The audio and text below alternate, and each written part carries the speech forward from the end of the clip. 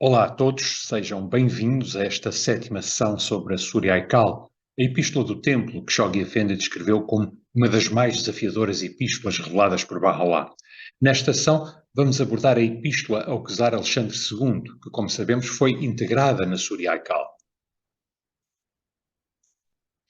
Estes são os temas que vamos abordar ao longo desta sessão.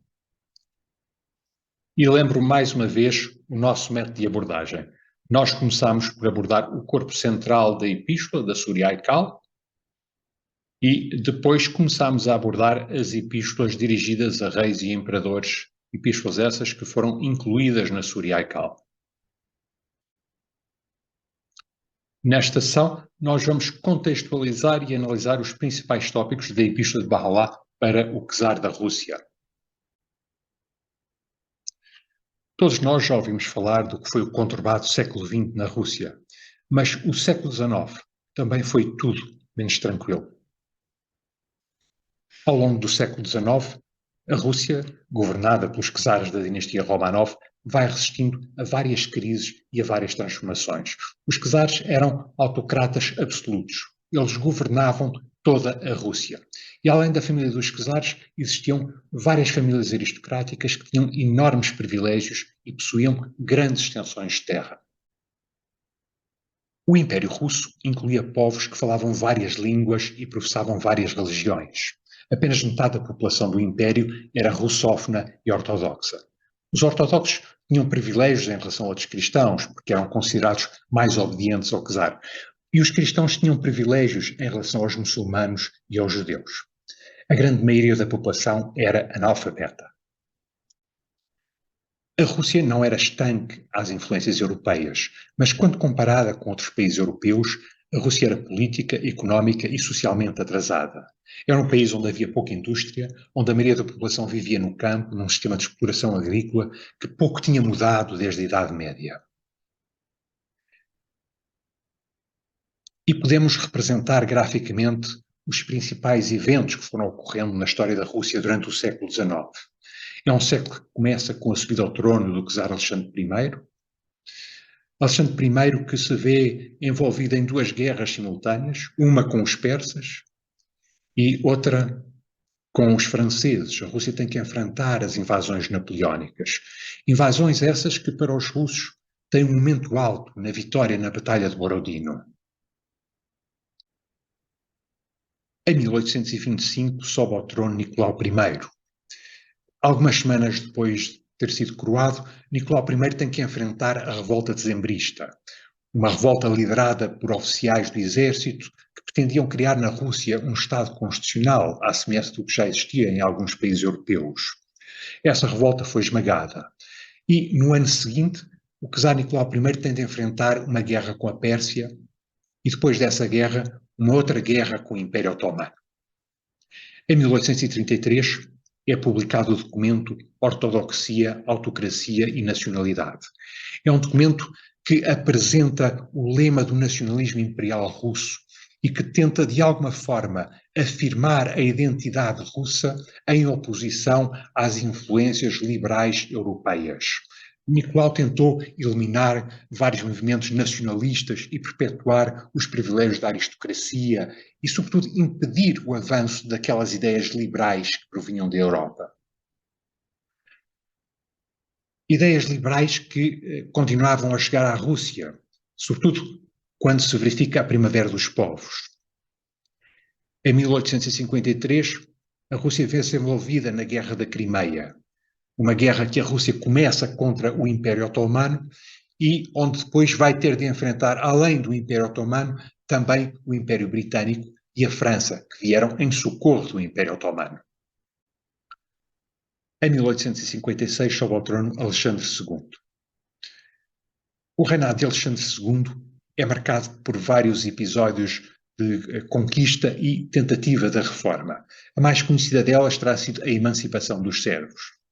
Alexandre também vai ter que enfrentar uma revolta nacionalista na Polónia, vai conquistar o Turquestão e vai vender o Alasca aos Estados Unidos. Em 1877, a Rússia vê-se envolvida numa outra guerra com o Império Otomano. Guerra esta em que vai sair vencedora.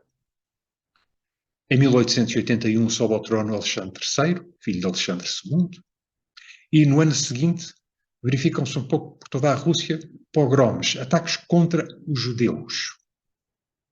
Em 1891 e 92 verifica-se a grande fome na Rússia e em 1892 Alexandre III assina uma aliança política e militar com a França. E, pouco antes do final do século, sobe ao trono Nicolau II, ele que viria a ser o último dos Romanovs. Algumas imagens que ilustram a diversidade e a imensidão da Rússia. Vemos aqui assim no projeto de construção do Transiberiano, o mercado judeu em Novgorod, camponês em Krokino, uma procissão em Kursk, uma família de servos, percebemos as condições miseráveis em que viviam os servos, e operários numa fábrica. A Rússia, no início do século XIX, tinha 35 milhões de habitantes e chega ao final desse século com 126 milhões de habitantes. E apesar de ser um país predominantemente agrário, tinha algumas cidades com uma dimensão considerável. Por exemplo, São Petersburgo era a maior das cidades russas, depois seguia-se Moscovo. Odessa tinha cerca de 400 mil habitantes. Rostov tinha cerca de 120 mil. Vladivostok, no Extremo Oriente, tinha apenas 30 mil. E Tomsk, na Sibéria, tinha pouco mais de 50 mil.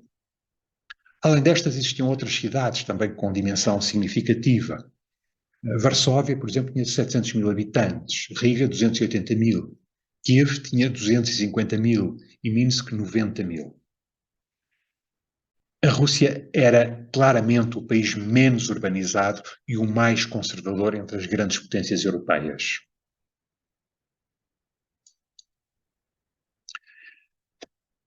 Vamos então ver quem era este Alexandre Nikolaevich Romanov, ele que se proclamava imperador e autocrata de todas as Rússias, rei do Congresso da Polónia, grão-duque da Finlândia. Alguns historiadores chamam-lhe o último grande czar. Alexandre nasceu em 1818 em Moscovo e foi coroado em 1856 na Catedral da Dormição, no Kremlin. Temos aqui assim, uma ilustração dessa cerimónia de coroação.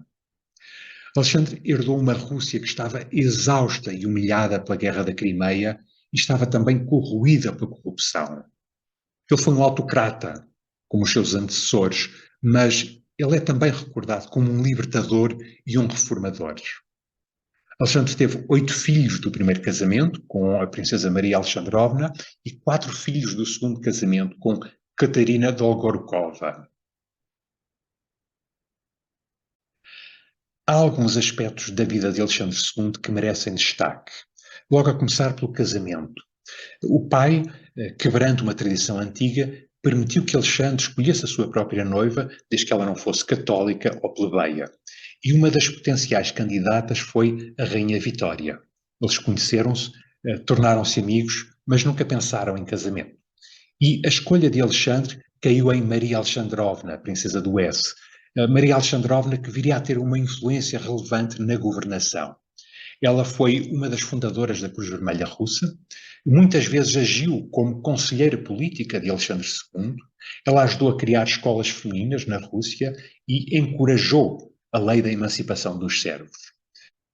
Mas Maria Alexandrovna sofria de tuberculose e tinha de passar muitos invernos no sul da Europa e acabou por falecer em 1880.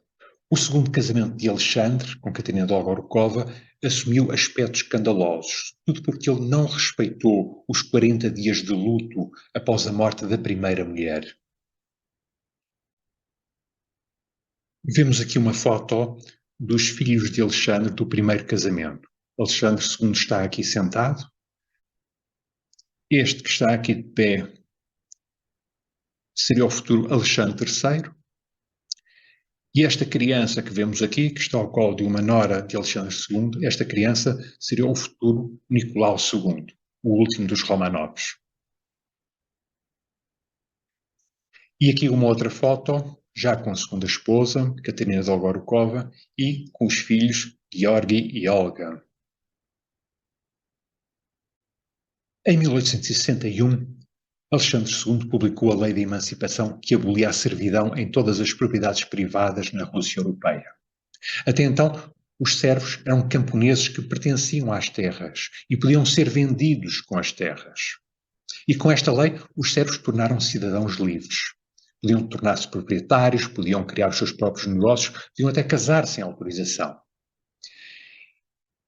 Esta lei afetou 23 milhões de pessoas, 23 milhões de pessoas que se tornaram livres. Mas os servos livres receberam poucas terras e os grandes proprietários viram-se sem capacidade para continuar as suas produções agrícolas.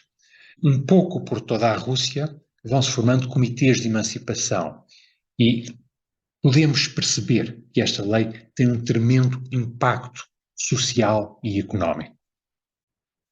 Além desta lei de emancipação dos servos, Alexandre também tentou realizar outras reformas sociais, reformas políticas, reformas judiciais e governamentais. Ele tentou reduzir a censura, modernizou o exército e a marinha, criando o recrutamento obrigatório. Ele expandiu as escolas e as universidades, modernizou o sistema judicial, tentou reformar a Igreja Ortodoxa, modernizou a indústria, a banca, os caminhos de ferro, as minas, melhorou o estatuto dos judeus e tentou inovar o sistema local de governação. Mas a maioria destas reformas acabou por ser revertida ou limitada. Estas reformas fizeram com que Alexandre ficasse conhecido como o grande reformador. Mas há um aspecto que convém referir. É que Alexandre II não era pessoalmente assertivo ou autoritário como o seu pai Nicolau I. Ele muitas vezes cedia às pressões ou não tinha capacidade para prosseguir as reformas a que se propunha.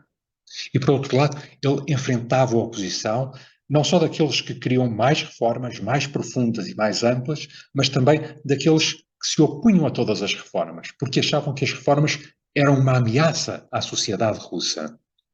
E Alexandre, em vez de enfrentar esta oposição, ele ficava profundamente desapontado e desiludido. E a partir de 1865, as forças tradicionalistas e conservadoras começam a conseguir reverter e limitar muitas destas reformas.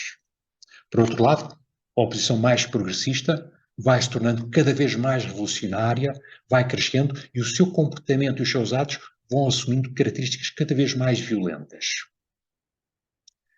Alexandre III, o sucessor de Alexandre II, vai reverter praticamente todas estas reformas. O século XIX é também um século de expansão e alteração das fronteiras do Império Russo. O Império Russo vai se expandir sobretudo no Cáucaso e na Ásia Central. E o reinado de Alexandre II fica marcado por estas conquistas que estão aqui descritas. Os territórios a norte do rio Amur, a leste do rio Ussuri, a conquista do Cazaquistão, do Uzbequistão e depois a venda do Alasca. Há a conquista do norte do Turquestão, das Ilhas Sacalinas, da Kirguísia e do Tajiquistão e dos territórios de Kars e Batum.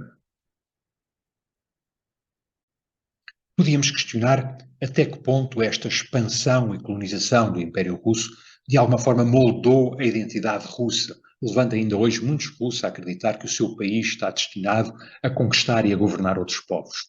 É uma discussão legítima e já vimos alguns barrais abordar esse tema com muita clareza e objetividade. Mas isso não é o tema desta apresentação. O tema desta apresentação é a epístola que Baha'u'lláh revelou para o czar Alexandre II. Este mapa ilustra aquilo que foram as expansões territoriais do Império Russo e podemos perceber aqui aquilo que foram as expansões territoriais durante o reinado de Alexandre II. Vemos aqui na Ásia Central e também no Oriente. Esta imensidão de território que faz parte do Império Russo permite-nos perceber o quão difícil devia ser a governação deste império. O relacionamento da Rússia de Alexandre II com outros países europeus também merece referência. Alexandre não simpatizava com a França e o Reino Unido, provavelmente devido ao que acontecera durante a Guerra da Crimeia, mas, no entanto, ele manteve um relacionamento cordial com esses países. Ele estabeleceu um pacto com a Alemanha e a Áustria para estabilizar a Europa Central e ele envolve-se numa guerra em que vai conseguir derrotar o Império Otomano e que vai levar à independência da Roménia, da Bulgária, do Montenegro e da Sérvia. E ele, ainda hoje, nesses países, é considerado um czar libertador.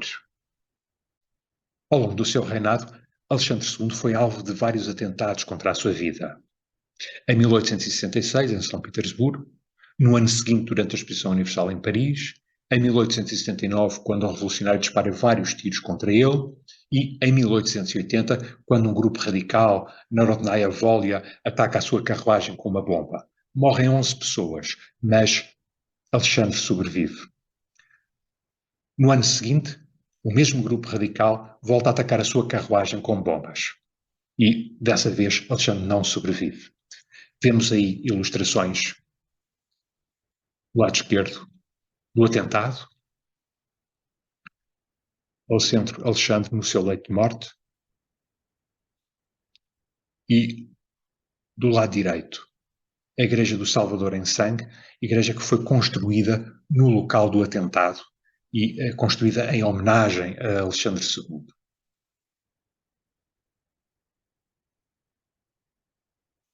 Quando falamos da Epístola de Bahá'u'lláh a Alexandre II, é inevitável termos de falar do embaixador russo em Teherão. No século XIX, a Pérsia vivia sob pressão de duas grandes potências mundiais, a Grã-Bretanha e a Rússia. Vemos aí uma caricatura que ilustra o que era a situação da Pérsia. Vemos um persa ao centro e que está rodeado por um urso que representa o Império Russo e um leão que representa o Império Britânico. E o persa diz: "Salvem-me destes meus amigos." Ora, a Rússia e a Grã-Bretanha tinham embaixadas em Teherão e consulados em várias cidades persas e acompanhavam com muita atenção tudo o que se passava no país. Naturalmente, o movimento Babi despertou a atenção destas embaixadas e, entre 1845 e 1854, o embaixador russo em Teherão era Dmitry Dolgorukov. Ele era um diplomata de carreira e um membro de uma das mais proeminentes famílias da aristocracia russa. O embaixador Dolgorukov levou algum tempo a perceber que o movimento Babi não era uma rebelião armada, mas sim um movimento religioso. E a partir de 1848, ele vai enviando vários relatórios para São Petersburgo, onde refere o Bab e os Babis.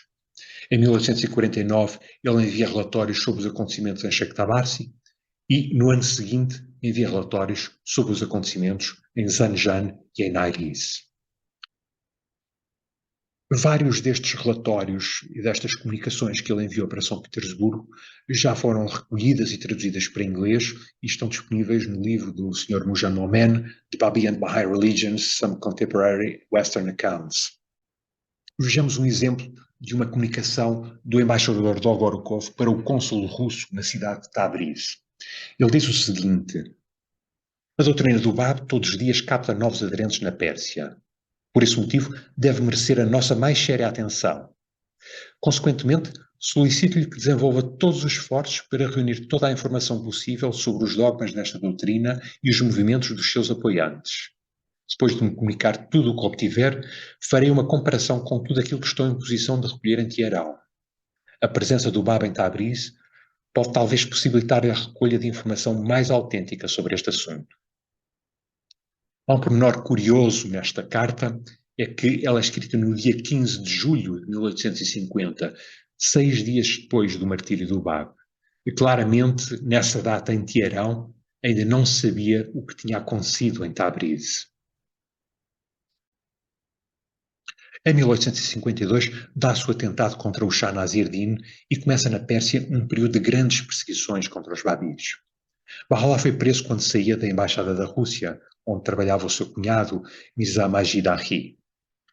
O seu cunhado, vemos-lo aqui na foto, era secretário na embaixada e era também provavelmente ele a fonte de muita da informação que o embaixador Dolgorukov conseguia recolher sobre o movimento Babi. O embaixador Dolgorukov toma várias iniciativas para tentar libertar Bahá'u'lláh, e isso é referido na Epístola ao czar Alexandre II. O embaixador Dolgorukov era um homem direto e avisou o Shah que se acontecesse alguma coisa à pessoa de Bahá'u'lláh, A Rússia iria responsabilizar a corte do Shah pelo sucedido. Isto é, iria registar-se um incidente diplomático grave. E esta atitude de proteção do embaixador para com Bahá'u'lláh vai mais tarde refletir-se quando ocorrem perseguições na Pérsia, em que vários consulados russos acolhem e protegem babis e barrais que são perseguidos. Shoghi Effendi descreve a ação de Dolgorukov como uma intervenção persistente e decisiva, onde ele fez tudo o que era possível para provar a inocência de Bahá'u'lláh, e diz que esse ato do embaixador foi um dos fatores importantes que garantiu a libertação de Bahá'u'lláh. E após a sua libertação, Dolgorukov ofereceu a Bahá'u'lláh para preparar e organizar o exílio na Rússia, mas Bahá'u'lláh preferiu ir para Bagdade. E Bahá'u'lláh recorda esses eventos com estas palavras. Nos dias em que este injuriado estava severamente atormentado na prisão, o ministro do altamente estimado governo da Rússia, que Deus glorificado e exaltado seja o ajude, exerceu os maiores esforços para alcançar a minha libertação. Várias vezes foi concedida permissão para a minha libertação. Alguns ulamares da cidade, porém, impediram-na. A minha liberdade foi conseguida finalmente através do cuidado de Sua Excelência, o Ministro. Sua Majestade Imperial, o mais grandioso Imperador, que Deus exaltado e glorificado seja o ajude, ofereceu-me, por amor a Deus, a sua proteção, uma proteção que suscitou a inveja e a inimizade dos insensatos da terra. Nestas palavras de Bahá'u'lláh há dois aspectos que merecem atenção. Refere-se aqui às pressões que foram exercidas pelo embaixador para que Bahá'u'lláh fosse libertado e as pressões em sentido contrário, provenientes dos ulemás de Teherão, que impediam a libertação de Bahá'u'lláh. Além destas pressões dos ulemás, havia também a influência também do Shah. Ela era muito influente na corte e ela desejava que Bahá'u'lláh fosse executado. Mas as pressões do embaixador foram mais fortes e Bahá'u'lláh acabou mesmo por ser libertado. Um outro aspecto que me parece que merece destaque é a forma respeitosa como Bahá'u'lláh se refere ao czar nestas palavras. Ele usa a expressão Sua Majestade Imperial, o mais grandioso imperador.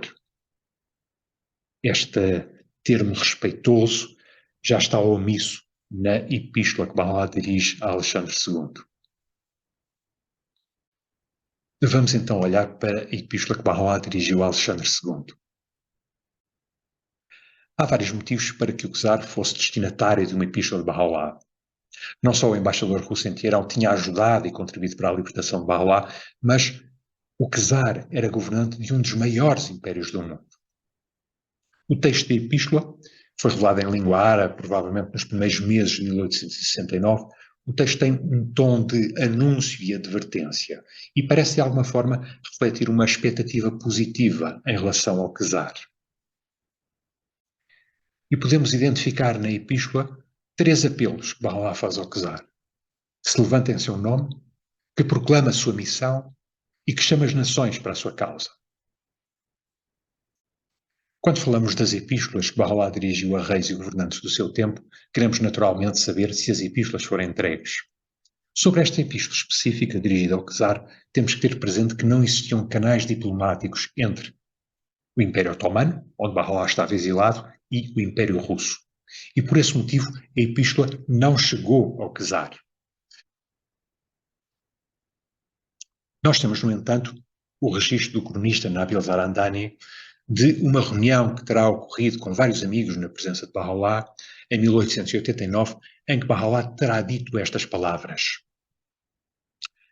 Da nossa mais grandiosa prisão, fomos impelidos a dirigir a vários governantes e cabeças coroadas do mundo epístolas em que os chamamos a levantarem-se e a abraçarem a causa de Deus. A epístola que dirigimos ao czar da Rússia não chegou ao seu destino. Outras epístolas, porém, chegaram-lhe, e essa será mais tarde entregue nas suas mãos. Percebemos destas palavras, deste registro de Nabil Zarandani, que a epístola dirigida ao czar Alexandre II não chegou ao seu destino, mas que outros textos terão chegado. Mas há uma ressalva que é importante deixar aqui. Isto é um registro de palavras atribuídas a Bahá'u'lláh, isto não é Sagrada Escritura Bahá'í.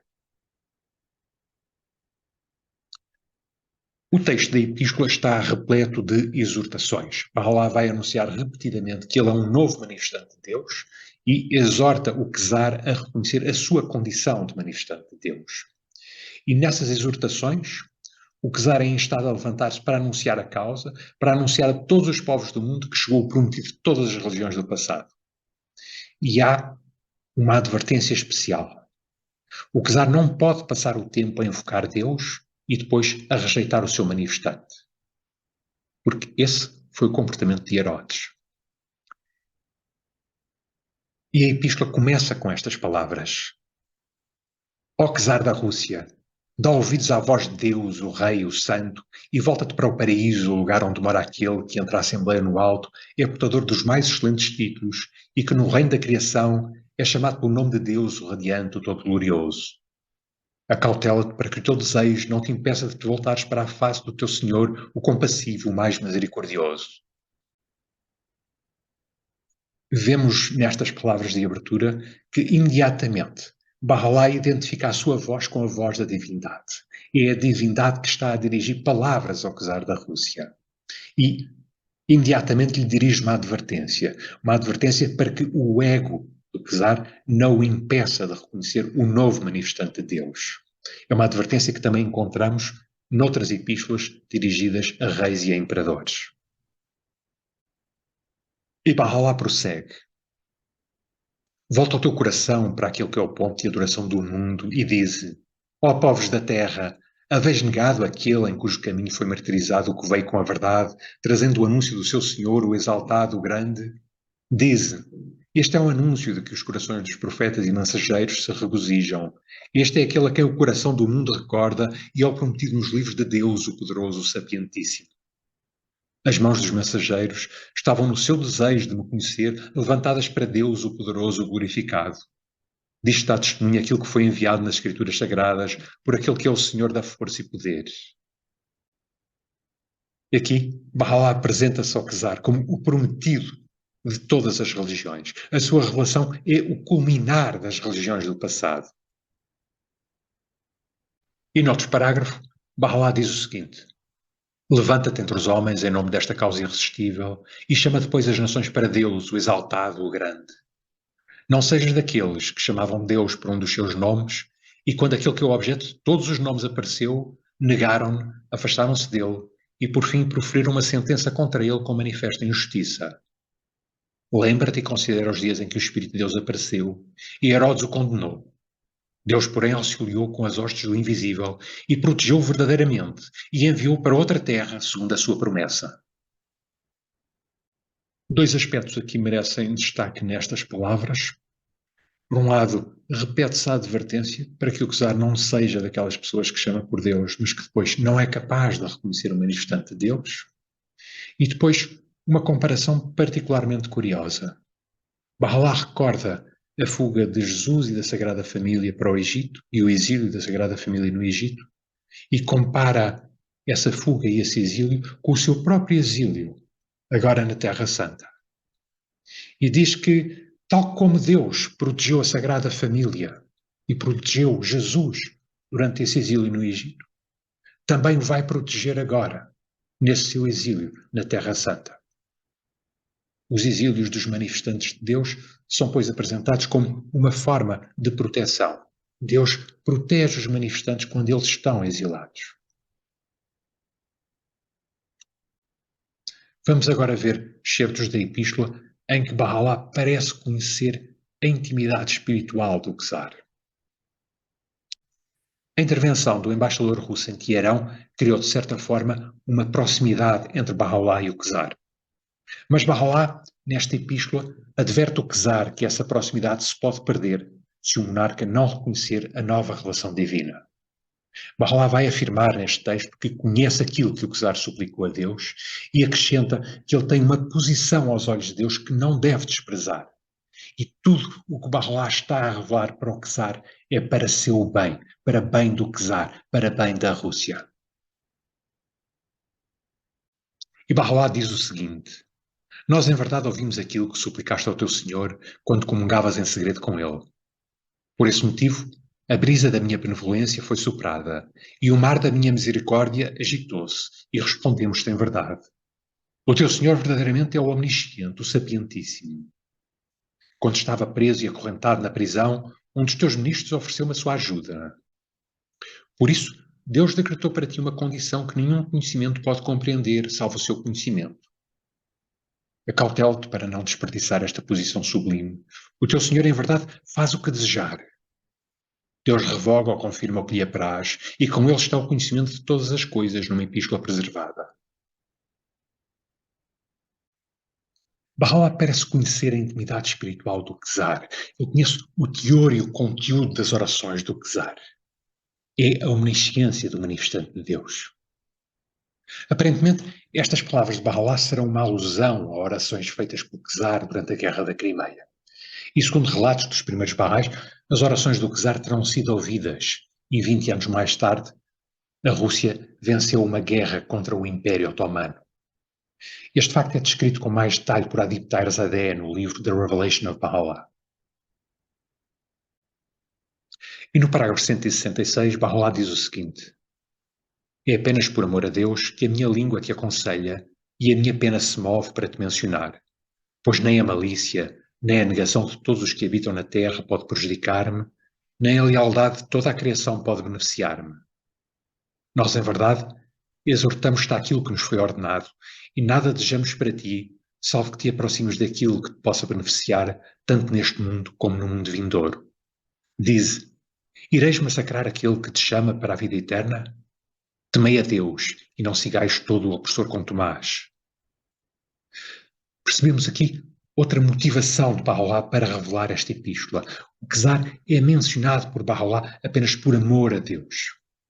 E este olhar carinhoso de Bahá'u'lláh para com o Czar não é comum noutras epístolas que Bahá'u'lláh vai dirigir a reis e a imperadores. Bahá'u'lláh acrescenta também que nada o pode prejudicar, nem o apoio nem a oposição. Bahá'u'lláh apenas exorta o Czar para benefício do próprio Czar. E mais à frente Bahá'u'lláh diz o seguinte: assim a pena do Altíssimo entoa-te as suas melodias com a permissão do teu Senhor, o Todo-Glorioso. Quando as tiveres ouvido e recitado, diz: louvores a ti, ó Senhor de todos os mundos, pois fizeste menção de mim através da língua daquele que é o manifestante do teu ser, no momento em que ele estava confinado na mais grandiosa prisão, para que todo o mundo pudesse alcançar a verdadeira liberdade.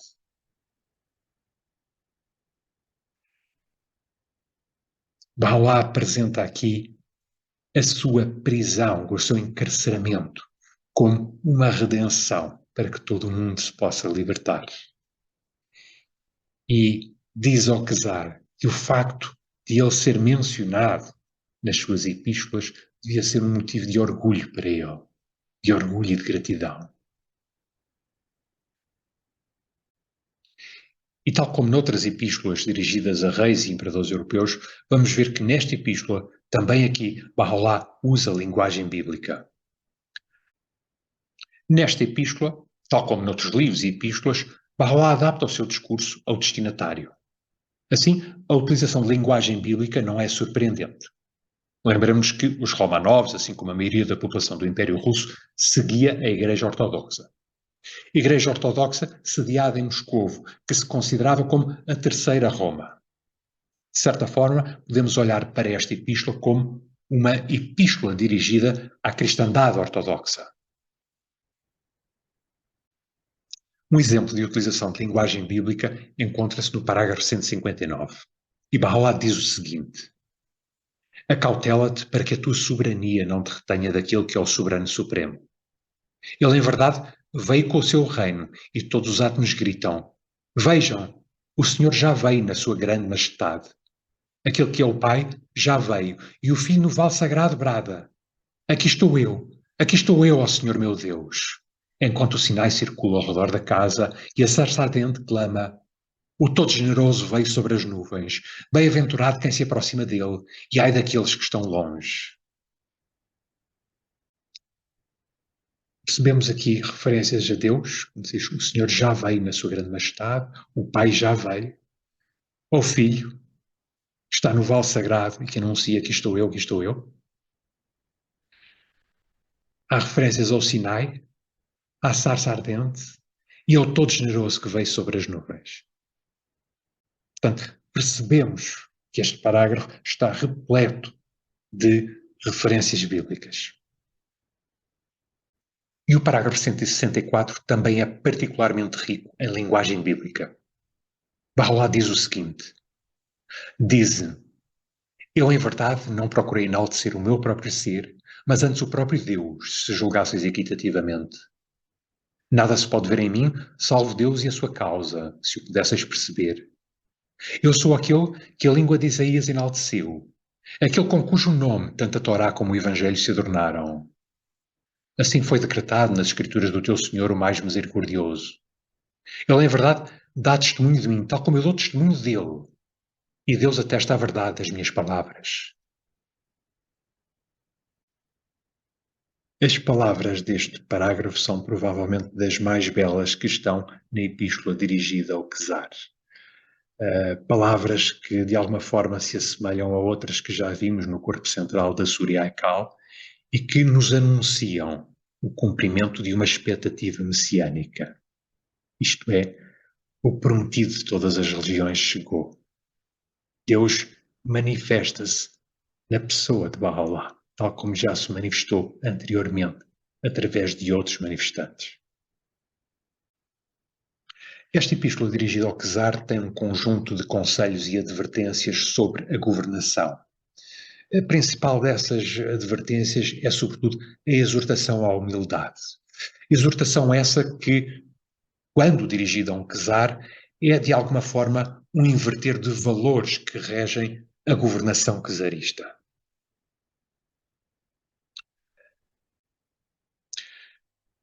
Podemos, portanto, encontrar nesta epístola vários conselhos sobre governação que Baha'u'lláh vai dirigir ao Quesar. Há, nas palavras de Baha'u'lláh, um elogio do sentido de serviço ao povo e uma exaltação da humildade do governante. E percebemos ainda que há uma advertência forte para que o orgulho da própria condição de monarca não seja um obstáculo para o reconhecimento do manifestante de Deus. E o último parágrafo desta epístola contém uma profecia sobre um futuro monarca que um dia se voltará para Deus e reconhecerá o seu manifestante. No parágrafo 161, Baha'u'lláh diz, por exemplo: bem-aventurado o rei, cujos véus de glória não o impediram de se voltar para o amanhecer da beleza e abandonou tudo o que era seu no seu desejo de obter as coisas de Deus. Ele, de facto, é contado aos olhos de Deus como o mais excelente homem e louvado pelos habitantes do paraíso e por aqueles que circulam dia e noite ao redor do trono no alto.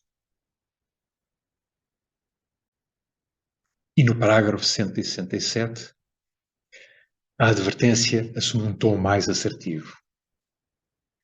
Diz o seguinte: ó orgulhosos da terra, acreditais que viveis em palácios, enquanto aquele que é o rei da revelação reside na mais desolada das moradas? Não, pela minha vida. Habitais em túmulos, se apenas o percebesseis.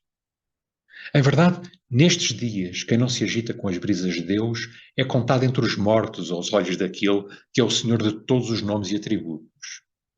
Erguei-vos, pois, dos túmulos do ego e do desejo e voltai-vos para o reino de Deus, o possuidor do trono no alto e da terra em baixo, para que possais contemplar aquilo que vos foi prometido anteriormente pelo vosso Senhor, o Omnisciente. O tom deste parágrafo é de alguma forma semelhante ao de outros parágrafos que vimos, por exemplo, nas epístolas a Napoleão III e ao Papa Pio IX. Quem são estes orgulhosos da terra?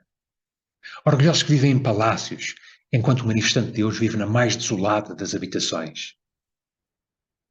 Baha'u'lláh diz-nos aqui que quem não reconhece o manifestante, quem não é tocado pela revelação de Deus, é como um morto aos olhos do Criador. E temos aqui uma exortação a uma ressurreição espiritual da humanidade.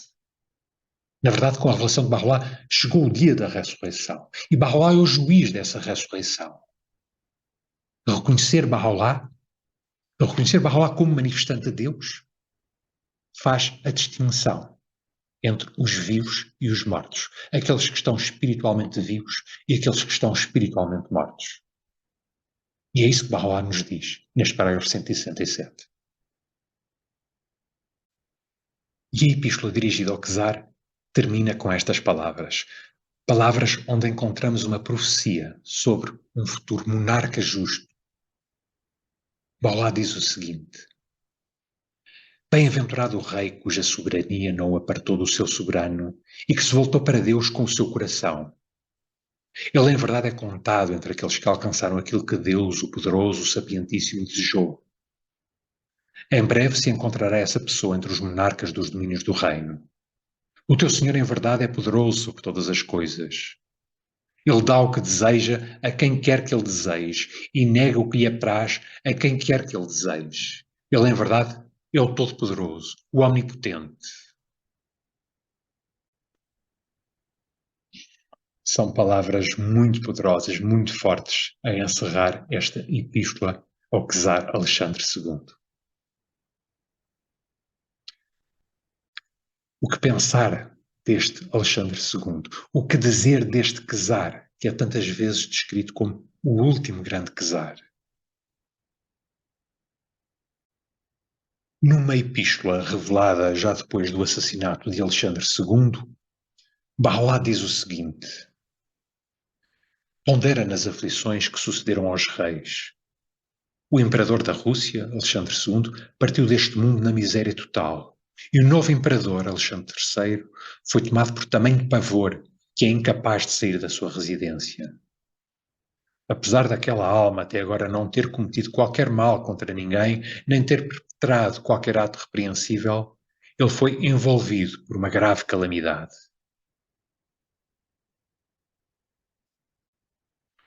O melhor balanço histórico-religioso do reinado, não só de Alexandre II, mas também dos Romanovs, foi feito por Shoghi Effendi no livro O Dia Prometido Chegou. E o Guardião diz o seguinte: o surgimento do bolchevismo, nascido entre os fogos desse conflito inconclusivo, abalou o trono dos czares e derrubou-o. Alexandre II Nikolaevich, a quem Bahá'u'lláh ordenara na sua epístola levanta-te e convoca as nações para Deus, e que foi avisado 3 vezes: acautela-te para que o teu desejo não te impeça de voltares para a face do teu Senhor. Acautela-te para não desperdiçares esta posição sublime. Acautela-te para que a tua soberania não te prive daquele que é o soberano supremo. Não foi o último dos czares a governar o seu país, mas foi o iniciador de uma política retrógrada que, no fim, provou ser fatal para ele e para a sua dinastia.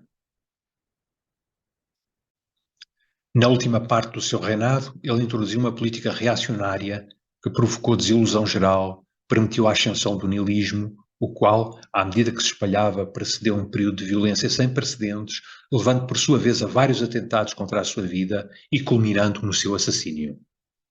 Uma repressão severa guiou a política do seu sucessor, Alexandre III, que assumiu uma atitude de hostilidade desafiadora para com os inovadores e liberais. A tradição do absolutismo incondicional e da ortodoxia religiosa extrema foi mantida pelo ainda mais severo Nicolau II, o último dos czares, que, guiado pelos conselhos de um homem que era a verdadeira encarnação de um despotismo tacanho e arrogante, e com o apoio de uma burocracia corrupta e humilhado pelos efeitos desastrosos de uma guerra externa, ele aumentou o descontentamento das massas, tanto intelectuais como camponeses.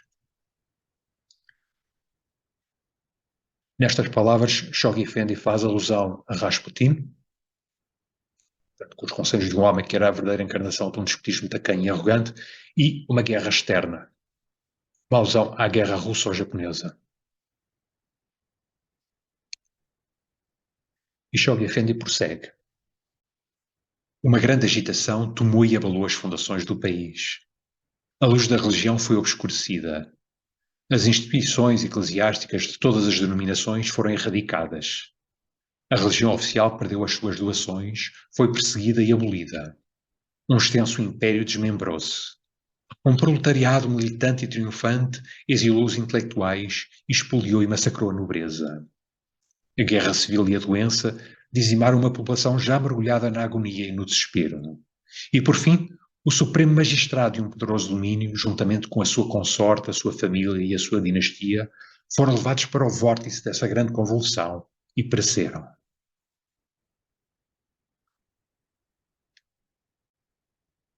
Após estas palavras de balanço do reinado dos Romanovs, deixo-vos algumas questões para reflexão sobre esta epístola de Baha'u'lláh dirigida ao czar Alexandre II.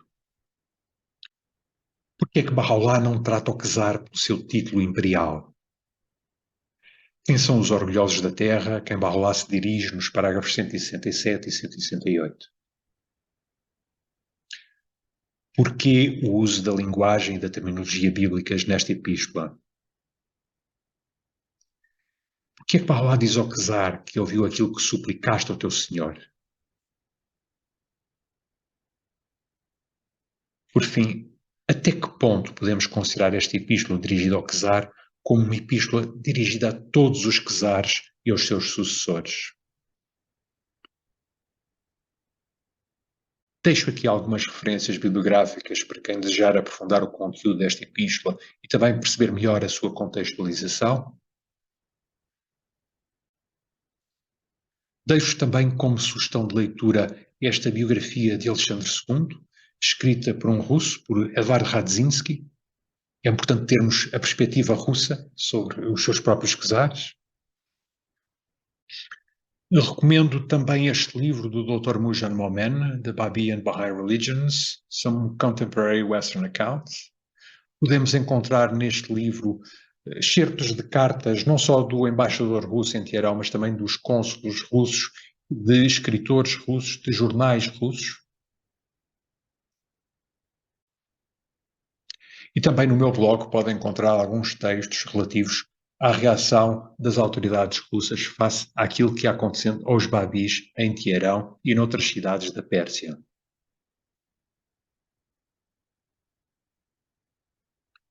Por fim, um artigo sobre Baha'u'lláh e a Revolução Russa, que também está no meu blog. Um artigo da autoria de Baron Harper. E assim chegamos ao fim desta 7ª sessão sobre a Surya Akal, onde abordamos a Epístola de Baha'u'lláh dirigida ao czar Alexandre II. Obrigado pela vossa atenção.